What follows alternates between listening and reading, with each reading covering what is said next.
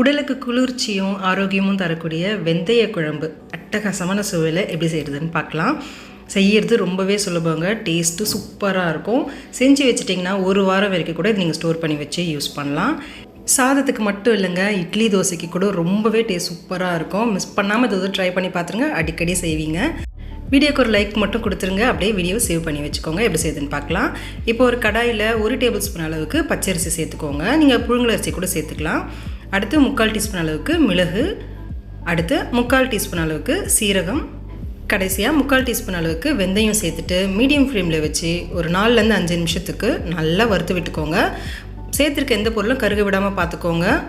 லேசாக நல்ல ஒரு மணம் வரும். அந்த நேரத்தில் ஸ்டவ் ஆஃப் பண்ணிவிட்டு இது நல்லா ஆற வச்சுட்டு ஃபைன் பவுடரை மிக்ஸி ஜாரில் அரைச்சி எடுத்து வச்சுக்கோங்க. இப்போ அதே கடையில் நல்லெண்ணெய் சேர்த்துக்கோங்க. நல்லெண்ணெய் சேர்த்திங்கன்னா தான் இந்த குழம்பு ரொம்பவே ருசியாக இருக்கும். எண்ணெய் கொஞ்சம் அதிகமாக தேவைப்படும். ஒரு 5 டேபிள் ஸ்பூனுக்கு சேர்த்துக்கோங்க.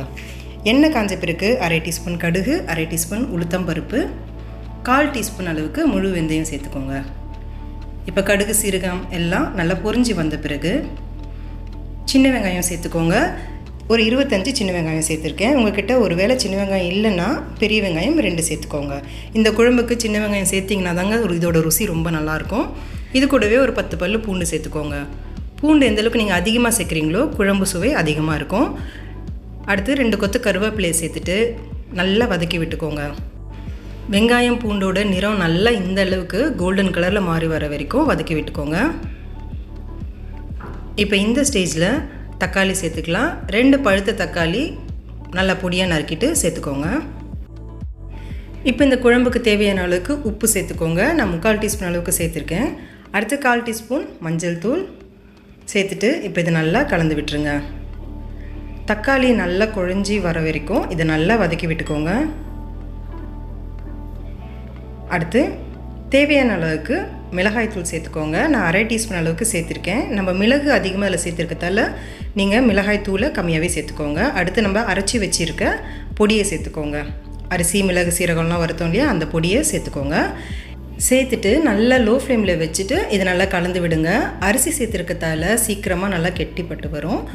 அதனால் லோ ஃப்ளேமில் வச்சுட்டு கலந்து விடுங்க.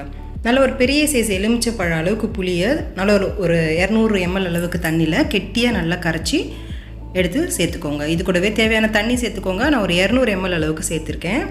நீங்கள் தண்ணி கொஞ்சம் எக்ஸ்ட்ரா சேர்த்திங்கனாலும் சீக்கிரமாகவே இது நல்லா கெட்டியாகி வருங்க, ஏன்னா அரிசி சேர்த்துருக்கிறதால.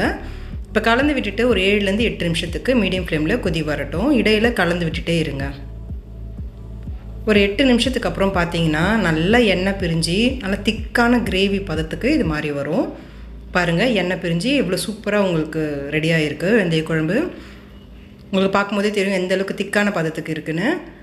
இந்த அளவுக்கு நல்லா நீங்கள் திக்கான பதத்துக்கு ரெடி பண்ணிங்கன்னா தான் ஒரு வாரம் வரைக்கும் நீங்கள் ஸ்டோர் பண்ணுறதா இருந்தால் உங்களுக்கு ரொம்பவே நல்லாயிருக்கும். கடைசியாக வெல்லம் இல்லைன்னா நாட்டு சக்கரை ஒரு 1/2 ஸ்பூன் சேர்த்துக்கோங்க. புளி சேர்க்குற எந்த குழம்புலையுமே இது போல் நீங்கள் வெல்லமும் நாட்டு சக்கரையும் சேர்த்திங்கன்னா அதோட சுவை இன்னமும் அதிகமாக ஆக்கி கொடுக்குங்க. சேர்த்துட்டு நல்லா கலந்து விட்டுட்டு ஸ்டவ் ஆஃப் பண்ணிவிடுங்க. அவ்வளோதாங்க, நிச்சயமாக அட்டகாசமான சுவையில் இருக்கும். மிஸ் பண்ணிடாதீங்க, கண்டிப்பாக ட்ரை பண்ணி பாருங்கள். இந்த சம்மருக்கு உடம்புக்கு குளிர்ச்சியாகவும் இருக்கும், ரொம்ப ஆரோக்கியமும் கூட. செஞ்சு பார்த்துட்டு எப்படி இருந்துச்சுன்னு சொல்லுங்கள். இந்த வீடியோ பிடிச்சிச்சுன்னா லைக் பண்ணிவிட்டு ஃப்ரெண்ட்ஸ் ஃபேமிலி எல்லாருக்கும் ஷேர் பண்ணுங்கள். Thank you friends.